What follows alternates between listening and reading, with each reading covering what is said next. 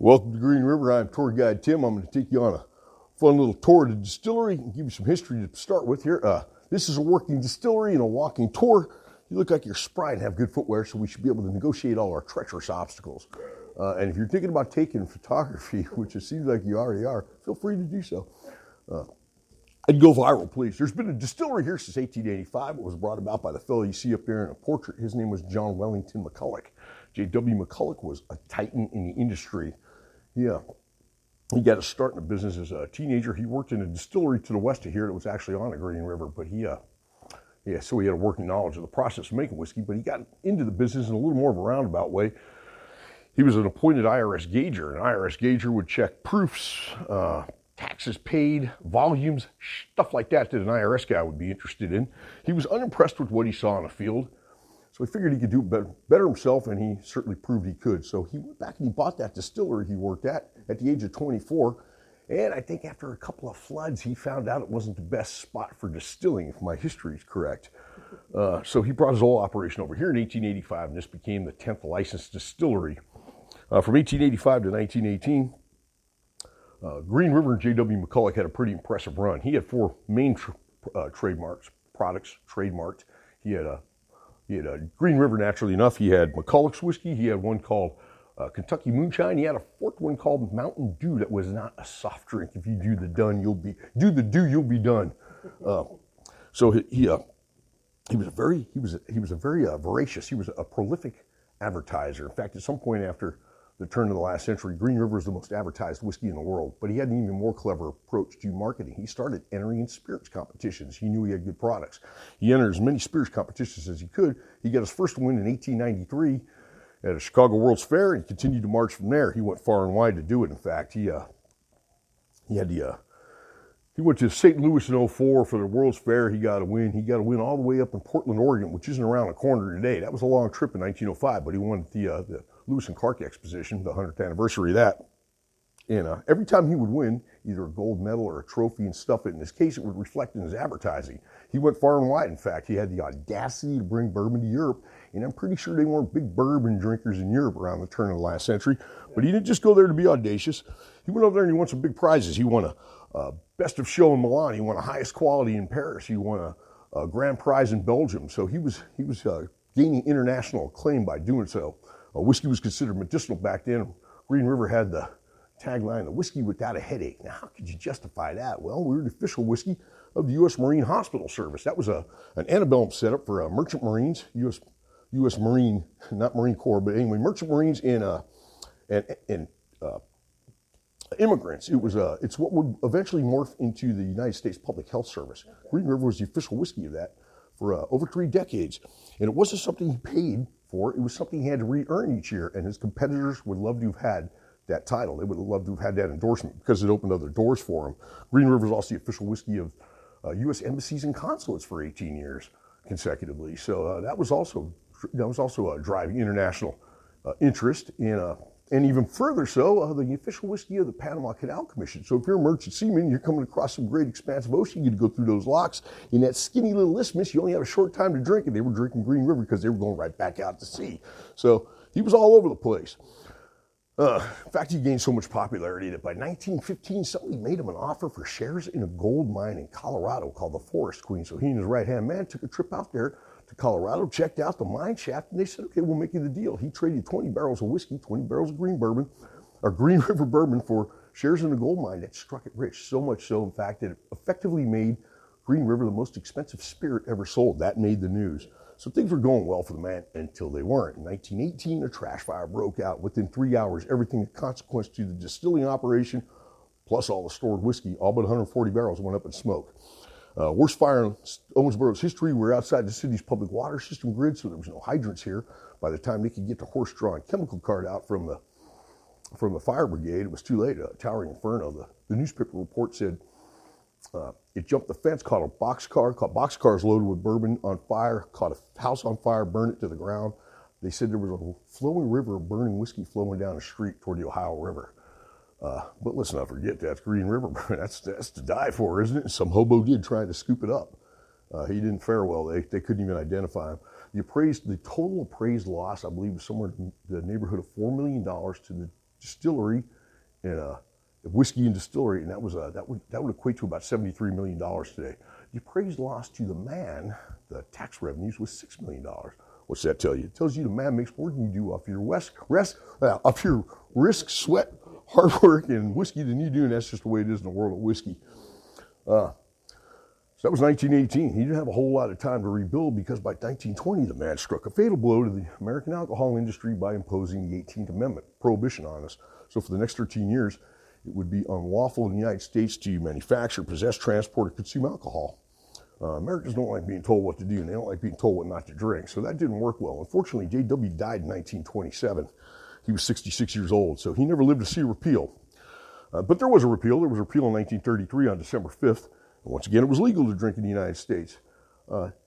J.W.'s family didn't share his passion for making whiskey, so they sold the property and they sold the name. The name went to a company from the East Coast. It changed hands a couple times, and by 1956, the name went under. The brand went under forever, almost. But the property and the distillery grounds here, they were sold to a local family that absolutely does have passion for making whiskey, the Medleys. This became the Medley Distillery from the late 30s till 1992. Somewhere after repeal, the tagline, the whiskey without a headache, changed to the whiskey without regrets. I believe that was a caveat of repeal. You could no longer make medicinal claims concerning alcohol. So we still run with that tagline today. The Medleys ran this distillery. In fact, what you're in right here is the old Medley bottling hall. Much of what you'll see in the grounds was built by the Medleys post-Prohibition. They ran until 1992. 1992, Charles Medley, the last of the Medley distillers, cited a high, from what I understand, he cited high maintenance costs and a bad business model moving forward because of my generation. The new wave generation didn't want to drink bourbon. They want to drink whiskey. They chose things like boutique flavored vodkas and stuff like that. But so he shut the operation down, though he had forethought we'll get to in a moment. He's a clever guy. So this place laid mothball from 1992 till 2014. It was purchased in 2014 and with a pretty good initial outlay of about $20 million. It was purchased and renovated and was up and running again by 2016 at about 18,000 barrel a year production rate. After another cool 20 million, they expanded by 2019 to 90,000 barrel production rate. We are now doing north of 105,000 barrels a year. This is a workhorse. We are a busy distillery.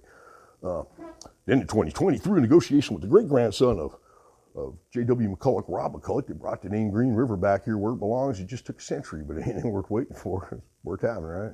Anything worth having is worth waiting for. That's what I meant. Then in 2022, that came out. It's up there on the shelf, Green River Bourbon.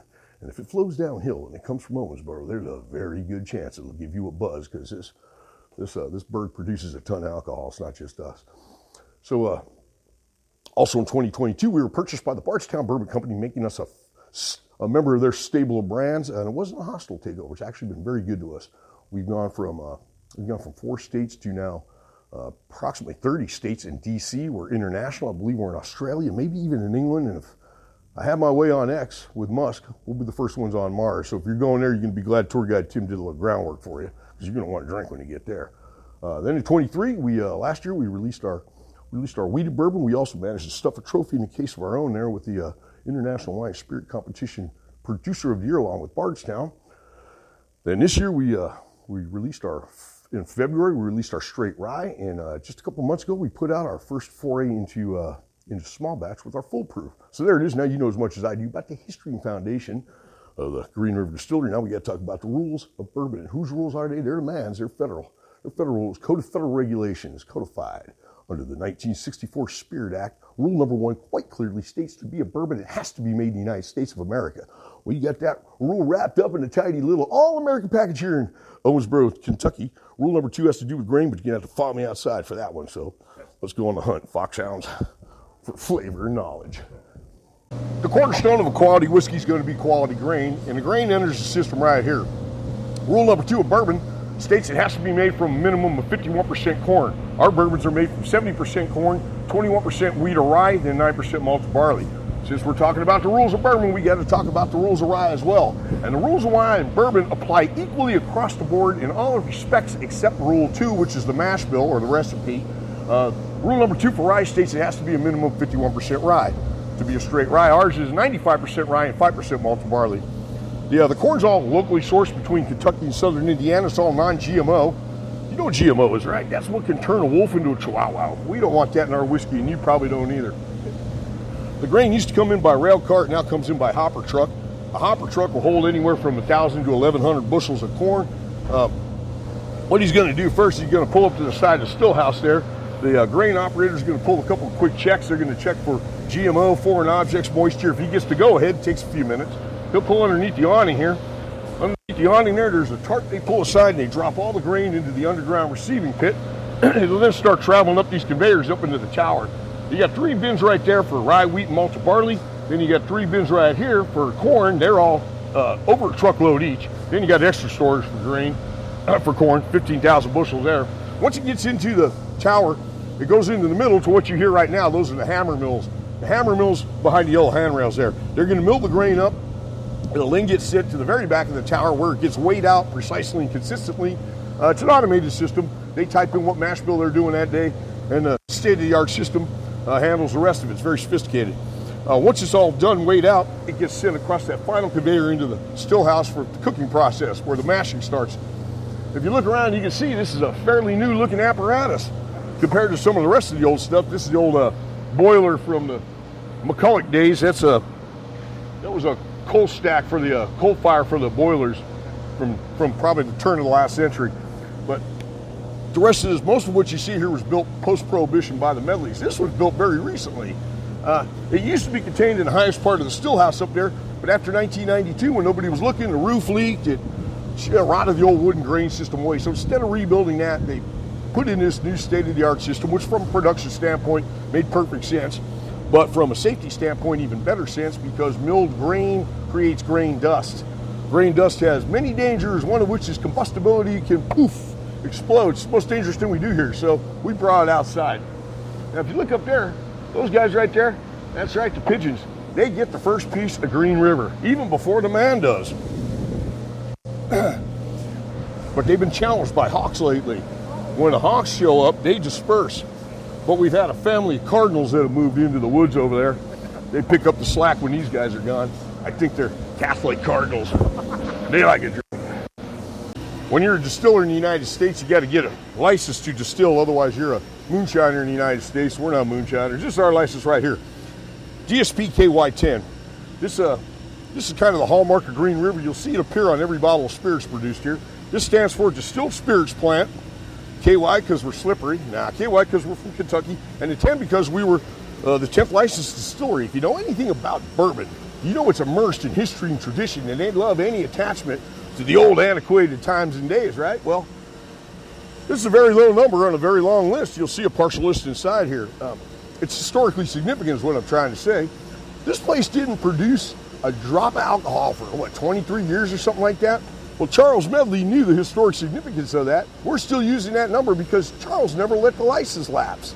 He kept it renewed. Had he not done that, we wouldn't have this cool and sexy number 10. We would have a 5-digit zip code looking number now, which isn't historic and it certainly isn't cool or sexy. So we're thankful to him for that. And it's also our address. Welcome to 10 Distillery Road. Access is granted, my good man. Who was number 13? 13. Who was number 13? There was none. It was superstitious. Trick question. There were always districts at the beginning, weren't there? There were several districts. Yeah. This was the 9th district. Okay. Let's go up here for refreshments.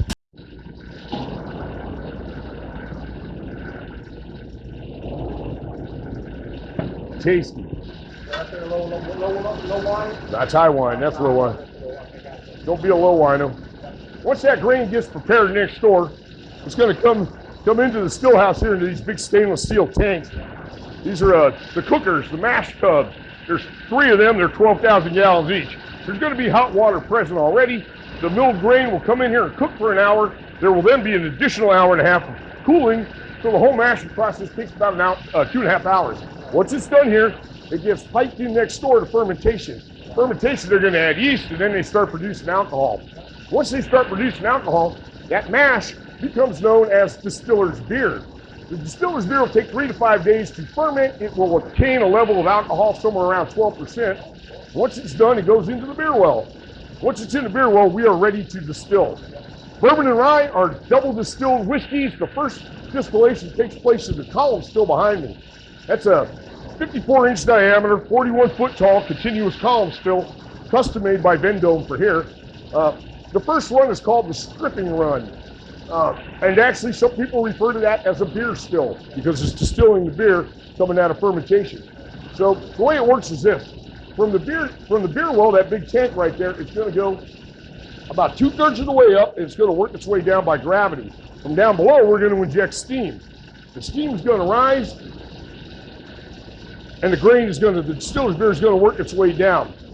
If you see these chambers behind me, there's 26 of them working their way up the column. It's hot in the column. It's anywhere from 180 to 210 degrees. Those plates, or those chambers, are separated by steel plates. The steel plates are about a 1/4 inch thick. They're perforated. They have holes about the diameter of my pinky. If you were to look right inside there, it looks like a Chinese checkers board of holes. That lets the grain come down and the steam go up. Every time that grain, that distiller's beer, hits one of those hot plates, it flash points. It's a micro distillation in itself. This is going to happen 26 times, and each time a little more of the alcohol is going to be separated, and it's going to rise up. Eventually it will condense at the top in the form of low wine. This is your first distillation off the column still, off the beer still. This low wine is about 60% alcohol or 120 proof. This is going to then go for a second and final distillation into right here, the doubler. The copper doubler is a continuous pot still. It's going to, and it's pretty hot in there. It's 191.1 degrees in there. It's going to concentrate the low wine into high wine. The high wine is going to be somewhere in the neighborhood of 135 to 140 proof, or up to 70% alcohol by volume. And that brings us to rule number 3. Rule number 3, a bourbon and rye states you cannot distill above 160 proof. That's a real good rule for a real good reason. In fact, let's talk about that. What are the rules for? The rules are for the purpose of preserving our national spirit. Bourbon's our national spirit. We don't want it to devolve into something it was never intended to be. When you drink good bourbon or bad bourbon, you still know it's bourbon. It's got an inherent characteristic. It's got a characteristic flavor. It's intended to be very flavorsome with a robust character. If you were to triple distill it, like perhaps a Scotch, Irish, or Japanese whiskey might, they can go up to 189 point something proof. You're making a much more delicate spirit. We're not making delicate flowers here. We're making American whiskey. Very robust, flavorsome whiskey. Hold your hand out. Here's a good opportunity for you to see what I'm talking about. Here's a high wine. Smell it. You can smell the alcohol there. Now, if you get some air on it and evaporate it off, you start to smell the grain. The cereal grain becomes very apparent. If you were to distill it a 3rd time or a 4th time, you would make it grain neutral. Vodka, Russian hand sanitizer, something like that. We don't want to do that. So there you go. There's your high wine. High wine is also known by some people as white dog. The white dog. This is our final distillate. We call it our new make spirit. It's then going to go from there through here. This right here is the main vein of Green River. Every mother-loving, gut-busting drop of Green River goes through this pipe. Grab a hold of that. Feel the energy there. All right, grab a hold. Feel that energy. Snap into that Slim Jim. Hell yeah, I feel it. I dig it. It's going to go from here across the courtyard over there into processing where they're going to cut it with purified water down to 120 proof, and then they're going to put it in barrels. And that brings us to Rule 4. Rule 4 states you cannot enter the barrel above 125 proof. That's also a good rule for a good reason. It preserves the flavor. We go in at 120. Some people go in at 125. Some people go in lower at 103. If you go in higher, you're probably going to get a spicier, more tannic bourbon. Lower, probably a sweeter bourbon. And that brings us to a pause for a moment. What I believe you're looking at right here is the perfect culmination of art and science. You better be scientific about what you're doing here, or you'll blow somebody up and you'll get them sick. But you got to be artisanal about it as well. Otherwise, you'll have an amalgamated sameness of whiskey. We don't want it boring. We all live within the rules, but we got some leeway to play with it and get creative, and we do. And it's a beautiful thing, and I dig it. This is what this place looked like right here. I don't know if you can see the picture very well, but that was back in 2014. The roof caved in. So there's what it looked like after they cleaned it all out. That's where you are right now. So yeah, so all this is new in here. Let's move through here a little bit. This is the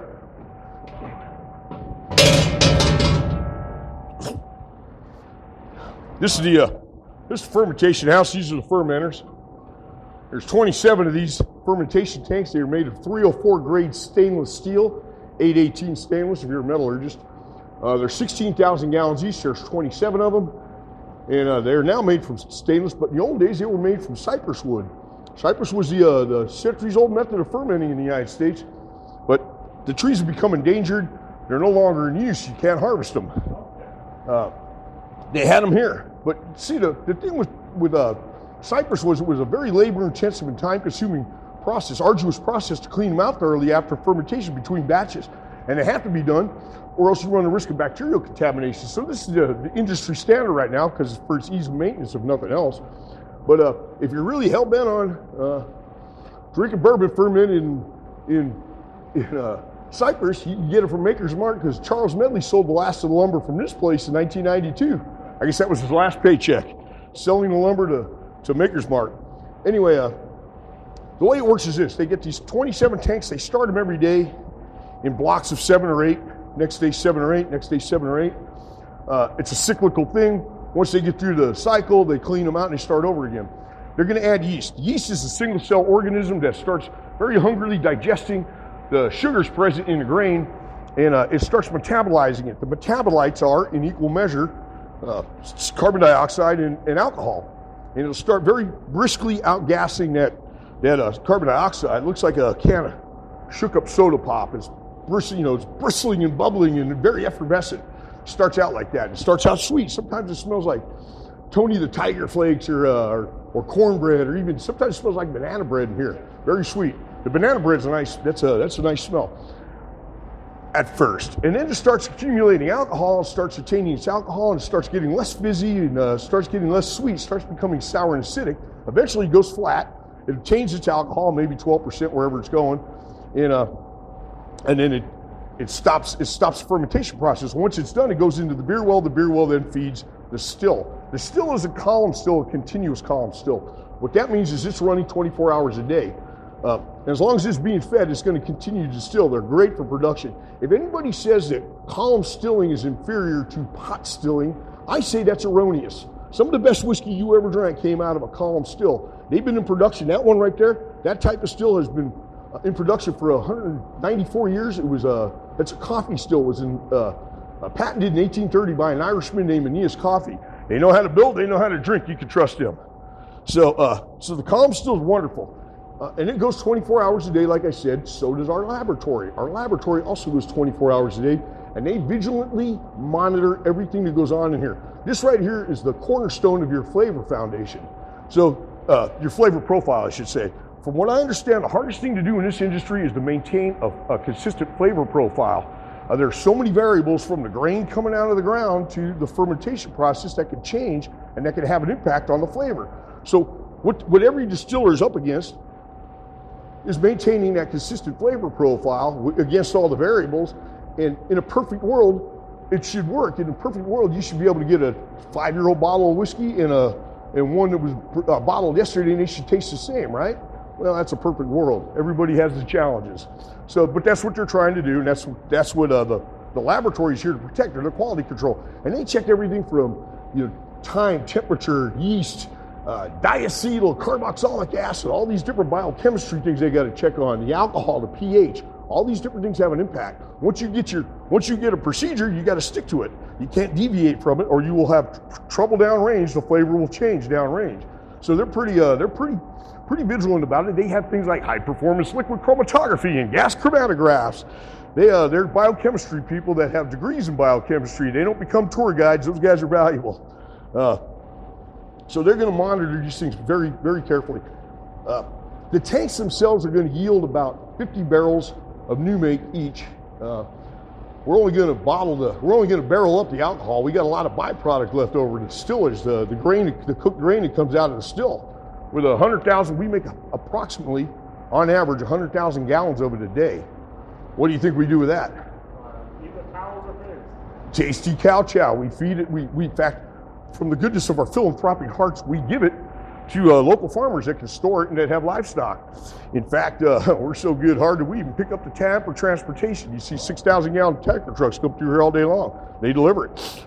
It's a win for us because the storage of 100,000 gallons a day would become very cumbersome very quickly. So we're happy to get rid of it. It's a win for the farmer because he's getting a high protein, mineral rich grain for his livestock. And every one of those guys tells me the same thing. The cows come running up to the trough for stillage. They love the stillage. Tasty cow chow, right? Now, the corporate line is, the buzzkill line is that the alcohol is cooked out of the stillage. Tour guide Tim's a critical thinker. I'm not sure I believe that. I don't think the cows would come running up to the fence for a bowl of cereal. I don't think they break a sweat for a bowl of cereal. The cows got poor stomachs. I think they can squeeze every last drop. I think they do what you and I do. I think they come running up for a buzz. But they don't get it all. We got to keep some. We do have to keep some because it's called backset. We got to keep some of the old sour acidic mash to become a starter nutrient for the incoming batch in our next fermentation batch, because we're making sour mash whiskey. Why do they make sour mash whiskey? Because it keeps the pH low. Why do they do that? It's a bacteria inhibitor. They've been doing that for hundreds of years in this country. So do you want to drink sour mash whiskey? You darn right you do. Sour mash is the way. So real quickly, you ever pick up a glass of bourbon and you get a fruity note? Where does that come from? There's no fruit in there. It comes from esters. It comes from esters that develop right in here. Some are good, some are bad, but there are sugar alcohol molecular chains that develop in here. Some even make nail polish. You know, ethyl acetate makes nail polish, but it also gives a fruity, vibrant pear and apple note to bourbon. How about that? But I'll tell you what, here's a tour guide Tim pro tip. You ever pick a glass of bourbon up and you get a little hint of nail salon, put that whiskey down, it's bad bourbon. Let's go. Once that new make is put into the barrels over here, that's where this gets done. It's where I started out filling barrels. It's got to go somewhere to mature. The way whiskey matures in a barrel is the spirit works its way in and out of the wood. If it gets below 54 degrees, the whiskey will get older, but it won't age. It's called dormancy. It goes dormant. So think about that for a good cosmetic, huh? Do you think she's using Botox? I think she's older than she looks. No, I think she's using Dormant by L'Oreal. She got older, but she didn't age. Hey, wait till that stuff comes on the market.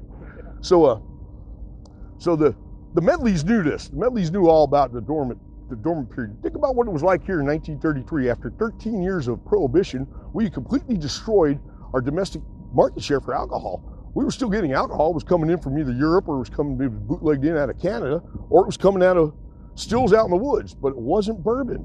So the Medleys knew this very well, and they knew they had to do whatever it took to regain the domestic market share and get some bourbon back in the market. They built these rick houses right here.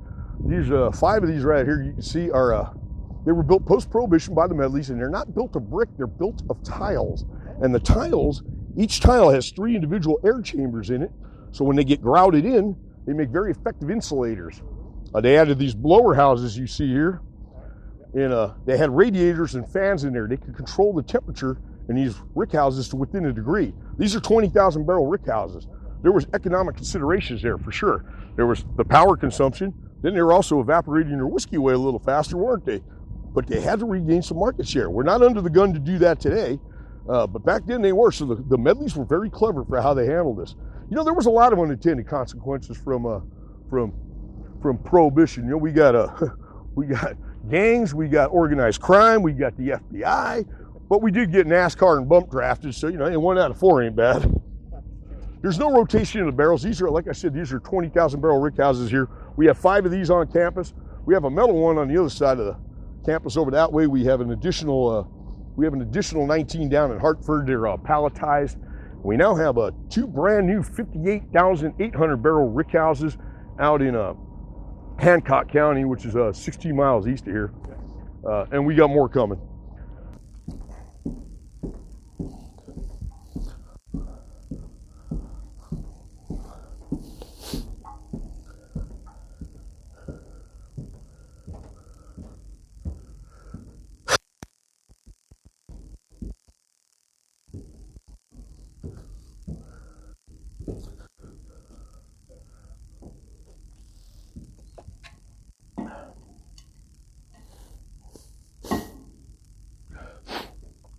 Welcome to the Rick House. Welcome to the home of the spirits.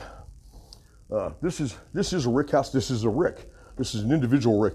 Rick houses are one method of storage. The other one for maturation would be palletized warehouses. Palletized warehouses, you can go 6 pallets high to the roof, as high as the forklift can reach. Those are top-filled barrels. They're filled from the top of the barrel. These are all side fills. The ones that go into rick houses, they have the bung on the side. That's where you fill them from. The difference is very significant. The airflow in these is much greater than there is in a palletized warehouse. Many people believe, and I agree, that rick houses are the way to go for maturation because the environment plays a big impact on how these weird organic beasts do their alchemy inside. So this is a rick. It's a 3-tier, 23-position rick, meaning 3 levels with 23 positions each for a total of 69 barrels. The barrels they're wood. They're made of oak. They're 105 pounds before they're filled with anything at all, and by the time they're full, they're 500 pounds. So with a 20,000 barrel capacity, you have a potential for 10 million pounds in here. So they got to be loaded and unloaded in a methodical fashion. Otherwise, you could have, especially when you're first filling one up, otherwise you could have a potential weight strain and a collapse could be possible. But it's not going to happen on a tour guide tour, I assure you of that. My guarantee's been rock solid so far. So like I said, the barrels are made of wood. They're made of oak. The bung hole, I should say, is where you fill and dump the barrel. The bung is the stopper, and it's made of a softer wood. It's made of poplar.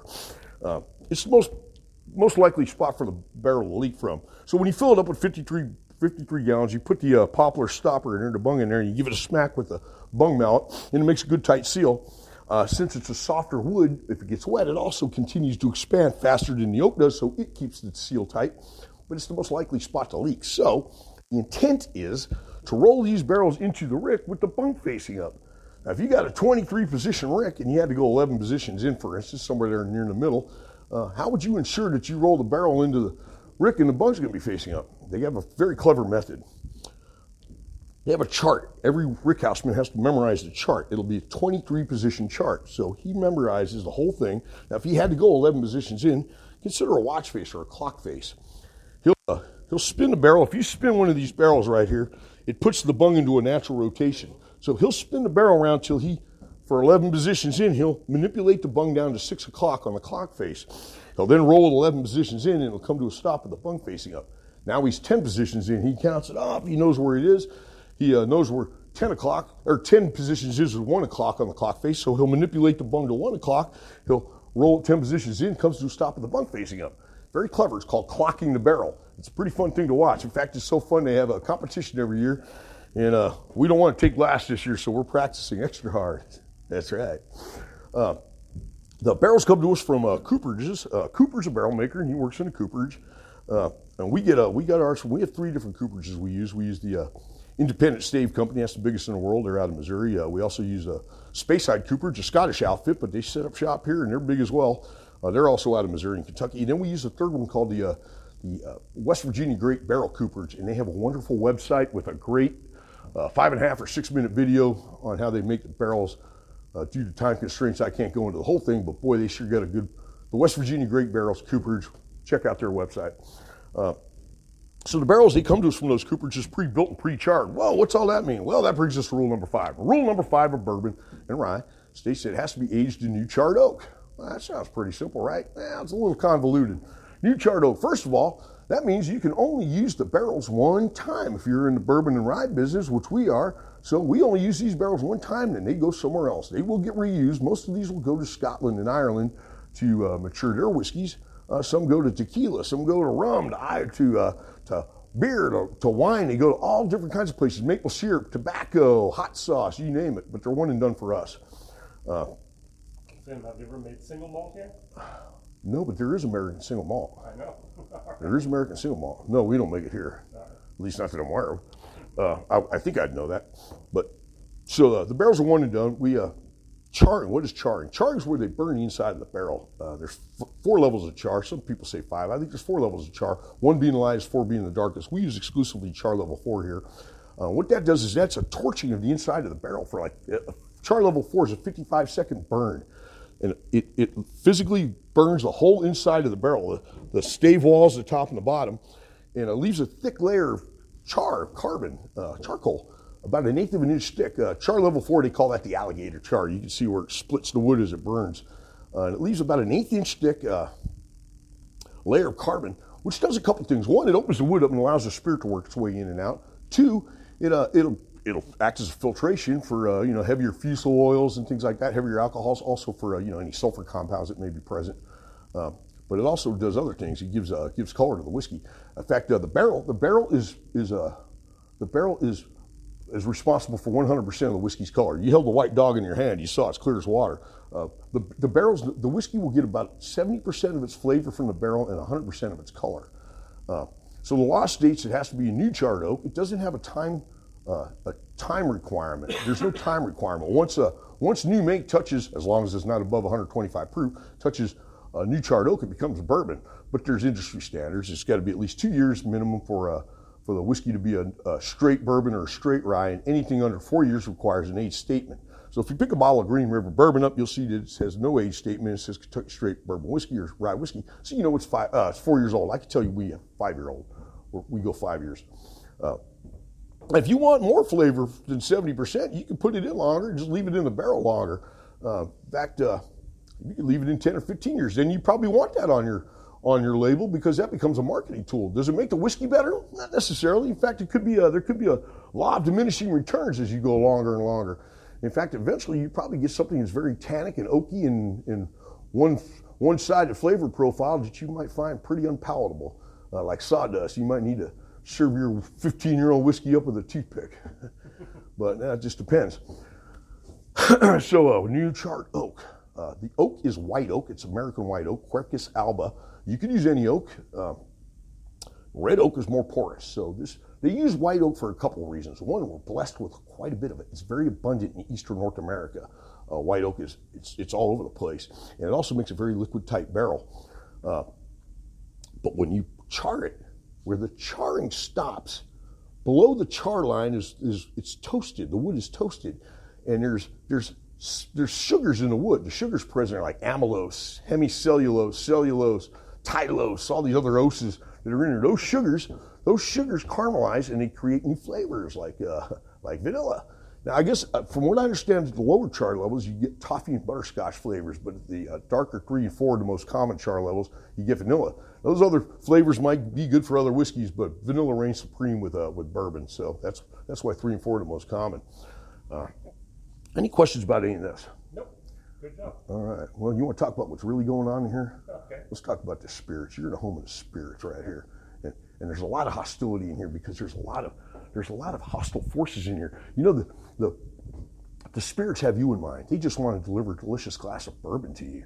But there's evil forces, like the tax man, for instance. You know, there's a progressive tax. First year, second year, third year, fourth year. It goes flat after 4 years, but every year these things sit here, they get taxed. So you think, hey, you want a 5-year-old whiskey, you want a 10-year-old whiskey, you're paying a lot more tax, of course it's going to cost more.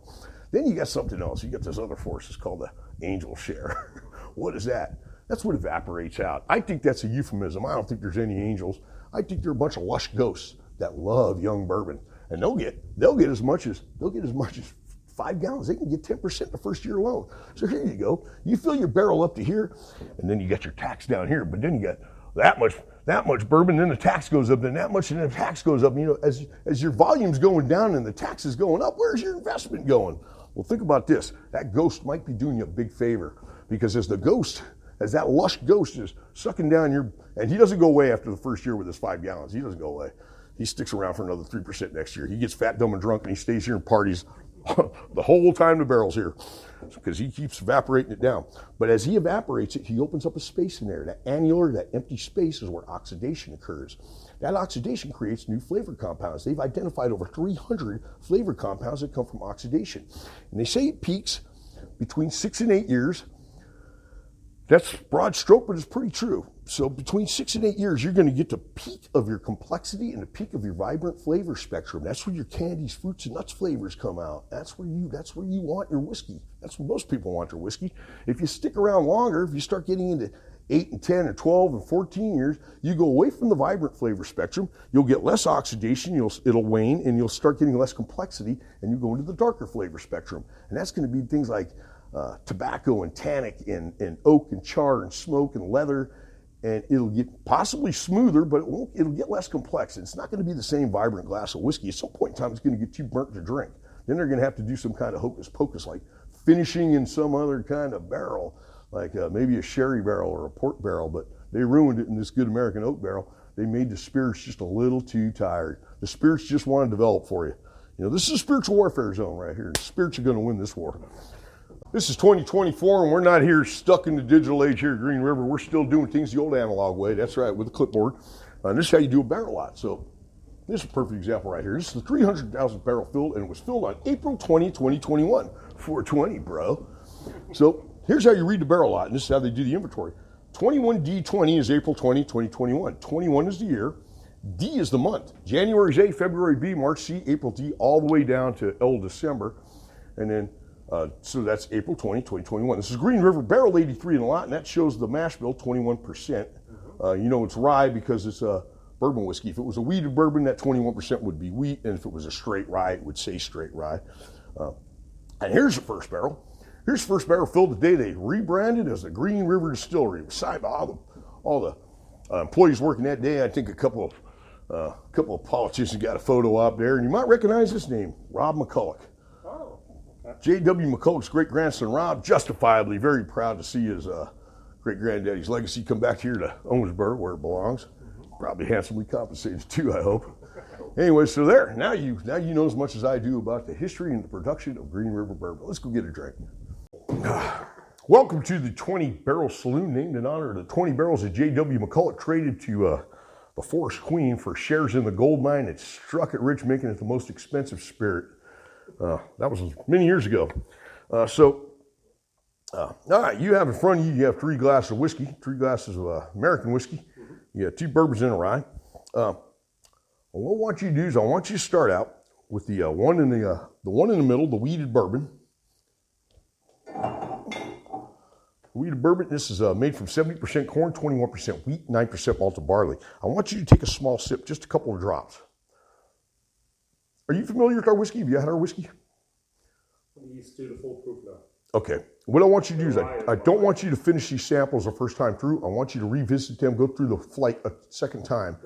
The flavor, it might change marginally over this short period of time, but it's nothing you could taste, nothing you could tell. But what will happen is your palate will adjust, and you will find the bourbons become sweeter, the whiskeys become sweeter, they become more complex. You'll find some of the nuance, some of those tasting notes that you may not have got the first time, you might get the second time.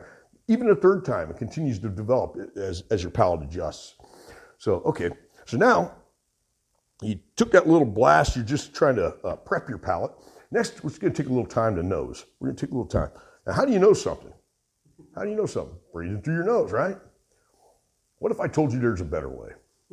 There's a better way to smell something than to breathe through your nose. Can you believe it? Watch this. When you breathe in through your nose, you just rush air past your scent receptors, your olfactory receptors. But when you breathe in through your mouth, you're still drawing air in this way, through this airway, but at a slower rate. So with these glasses right here, these Glencairns, they're very effective at enveloping the vapors. They flute up, so you just go like this. Stick your whole nose in the glass and open your mouth and breathe in through your mouth. Did you know that trick already? You already know that one? Some people don't know that one. A better way to smell than breathe through your nose? Yes, that's not snake oil, it's true. Okay, so on the nose on this one, you might get they say apricot preserve. And I used to get apricot preserve, but now when I smell this, when I nose this now, I get apple cinnamon. In fact, I get something that comes in instant oatmeal here in America, a Quaker oatmeal. They get these little pieces of fruit, this dehydrated apple cinnamon, and when you smell it, that's exactly what I smell. I taste it as well. Okay, now give it a taste. Give it a sip. You get what do you get? What strikes you first? I do get a fruitiness, as you mentioned before. I would go more dried peaches or dried apricots. Okay, so you're getting the stone fruit. Yeah, I'm getting stone fruit. I used to get that. It took me 5 months. 5 months. I tasted the wheated bourbon before I got the apricot. Okay. And when I did, I said it out loud. I went, "Whoa, apricot!" The next day, I got it on the nose. it was revealing. It was cool, but that's all morphed. It's all morphed into I taste apple cinnamon now.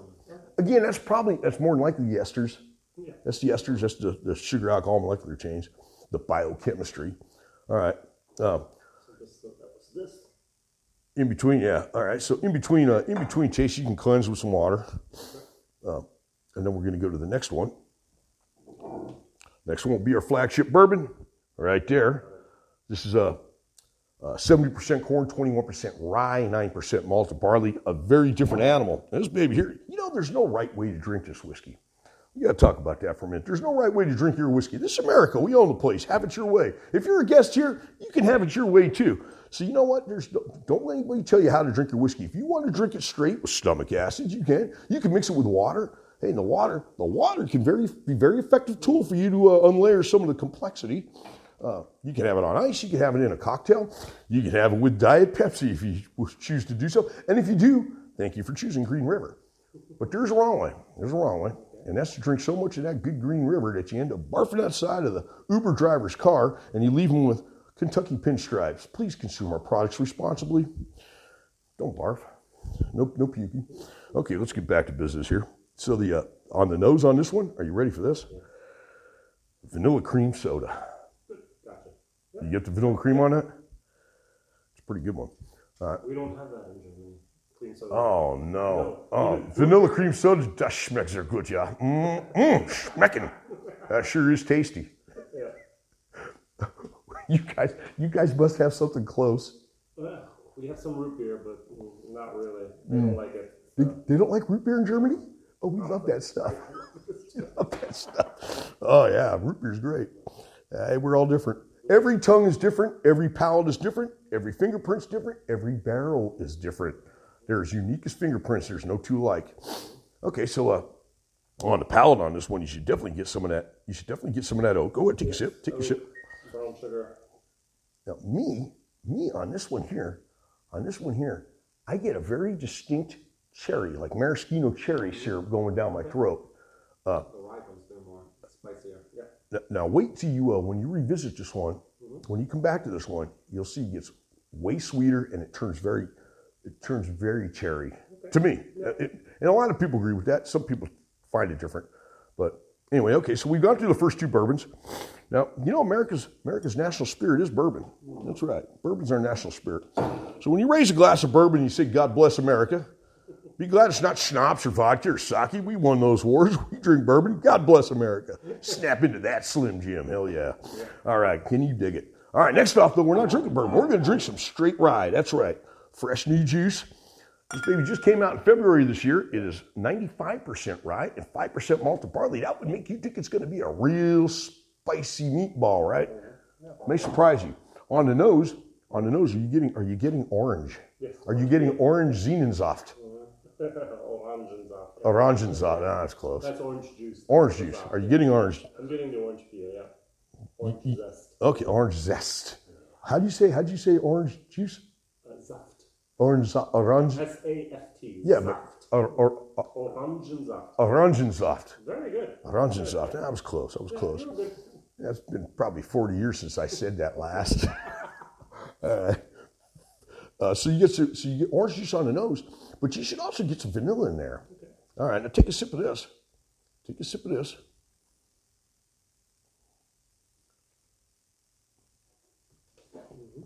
What do you find in there? Do you find the orange vanilla, the orange vanilla effect?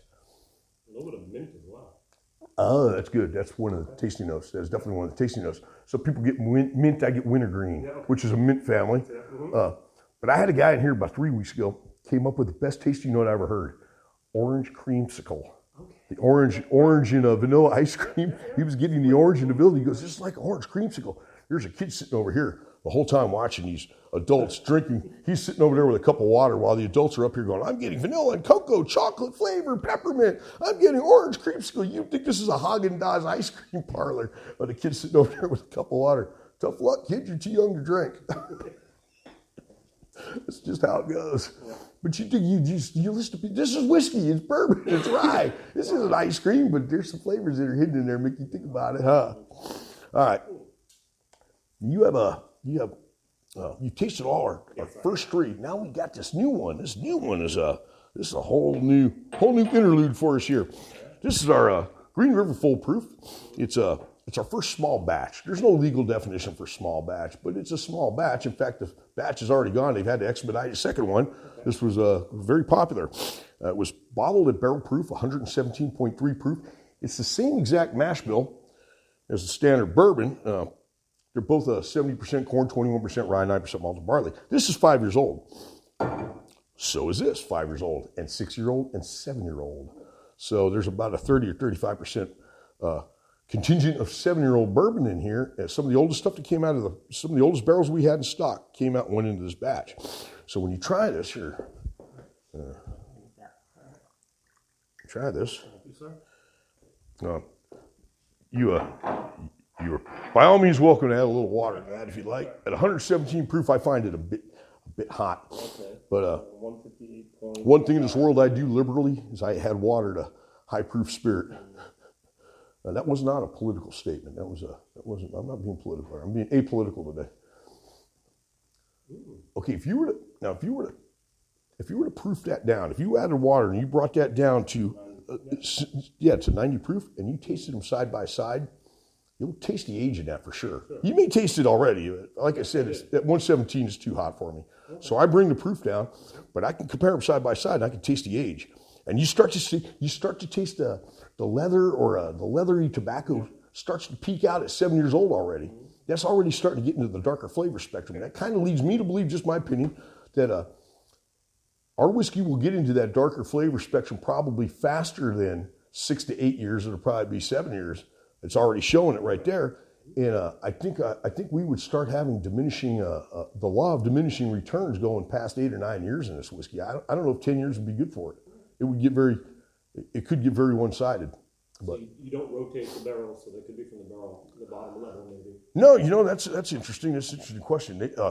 Obviously, a lot came out for this batch right here. A lot of it came from the bottom level because it goes in at 120. That's our barrel entry proof. It goes in precisely at 120. Barrels upstairs will go up in proof. Barrels downstairs will go down in proof. They evaporate differently. They evaporate the water off up top. They evaporate the alcohol off down below. Sometimes they come out 115, 114 proof down below. They stay dormant longer. That mixing and mingling is how you blend your whiskeys together to maintain that profile, that consistent flavor profile. That's difficult to do. That takes a team of people to do it. A team of people doing sensory analysis, which we're doing too. We're doing sensory analysis right now. You notice orange juice or cherry or something like that. That's sensory analysis. And then if you go, yeah, I taste it. That's sensory correlation. So, all right, go back to the bourbon right there. Nose the bourbon. Take a sip of that. You went back to 90 proof. It got sweet, didn't it?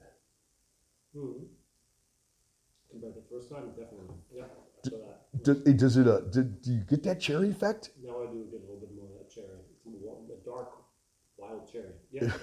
I think it's wonderful. Yeah. It's taken me a while. I've always liked this bourbon, but it didn't do anything. It didn't do anything real wonderful. I don't know, how do I say it? It didn't wow me. It didn't wow me. Now it does. Yeah. It's taken me a while to decipher it, I guess. Yeah. I found it. All I did is I learned how to drink it better. And that brings me to a good point. They call it sipping whiskey. What's this? Tennessee sipping whiskey, Kentucky sipping whiskey. All you got to do with this stuff is take a sip. Take judicious sips, enjoy it. You don't even have to get drunk on this stuff. You don't have to be glücklich, be drunken all the time. You can just have a couple of sips and enjoy your whiskey, and you can have it any time. It doesn't have to be a late night thing. It doesn't have to be an afternoon. You can drink it any time. Your whiskey's your time. Your whiskey and your time are yours. So enjoy it anytime you like. Just enjoy it judiciously, and it can be a fun thing. And it can be a very interesting thing, and it brings people together. I think it's a wonderful thing. You have any questions about anything? No, great. And which one pairs best with that right there is a fudge made here in Owensboro with Green River Bourbon. Go take a taste. I know you're German, so you're gonna just chop it up. Oh, you like it? The last German tourist that I served that to did not like it. I love it. But I guess Germans make pretty good chocolate. Germans make a lot of good things. Germans make good stuff. Yeah. But they'll let you know when yours is not up to par. I will. Oh yeah, they're pedantic. They'll let you know. They usually correct how you say things too. In German. They have high standards. High standards. Tough ones to live up to. What'd you think of the tour? Wonderful. Very, very entertaining and informative. Thank you. Did you learn anything new in here? You've probably been on quite a few tours, haven't I you? have about your products and the way you do it here. Yeah. Did you already know about clocking the barrel? Yes. Oh, you've seen it. Odd people don't know that one. Okay. Well, Sorry. no, that's okay. You got nothing to apologize for. I'm sorry I didn't bring up anything fresh and new. But That is the first time though I had on the film in this year, so that's good. Clocking the barrel. I'm pretty sure you'll probably get a better film than me out there.